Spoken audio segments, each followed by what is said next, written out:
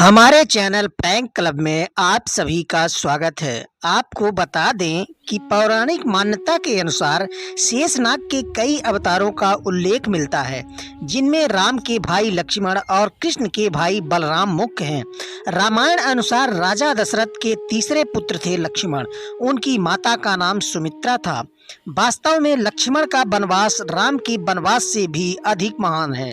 14 वर्ष पत्नी से दूर रहकर उन्होंने केवल राम की सेवा को ही अपने जीवन का ध्येय बनाया है।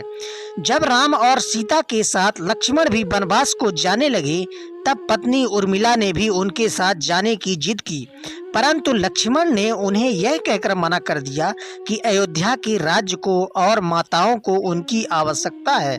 उर्मिला के लिए यह बहुत कठिन समय था। ऐसे में जब कि वह नाव बधू थी और उनके दाम्पत्य जीवन को तो अभी शुरुआत ही हुई थी। लक्ष्मण के वनवास जाने के बाद उर्मिला के पिता अयोध्या आए और उर्मिला को मायके चलने का अनुरोध करने लगे, ताकि मां और सखियों के संदिग्ध में उर्मिला का पति वियोग का दुख कुछ कम हो सके। परंतु उर्मिला ने अपने मायके मिथिला जाने से इनकार करते हुए कहा कि पति की आज्ञा अनुसार पति के परिजनों के साथ रहना और दुख में उनका साथ न छोड़ना ही अब उसका धर्म है। यह उर्मिला का अखंड प्रतिव्रत धर्म था। इस संबंध में मान्यता कर आधारित एक कथा पढ़ने को मिलती है। इस कथा का वर्णन रामचरितमानस आदि में नहीं मिलता है। कथा यह है कि रावण के पुत्र मेघनाद को यह वरदान था कि जो व्यक्ति 14 वर्षों तक सोया न हो, वही उसे हरा सकता है।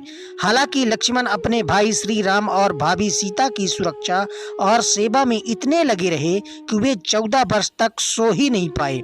कथा अनुसार उनके बदले उर्मिला 14 वर्ष तक सोती रहीं। अब आप सोच में पड़ गए होंगे कि निद्रा देवी के प्रभाव में आकर अगर उर्मिला 14 साल तक सोती रहीं, तो सास और अन्य परिजनों की सेवा करने का लक्ष्मण को किया वादा उन्होंने कैसे पूरा किया? तो उत्तर यह है कि सीता माता ने अपना एक वरदान उर्मिला को दे दिया था। उस वरदान के अनुसार उर्मिला एक साथ 3 कार्य कर सकती थी।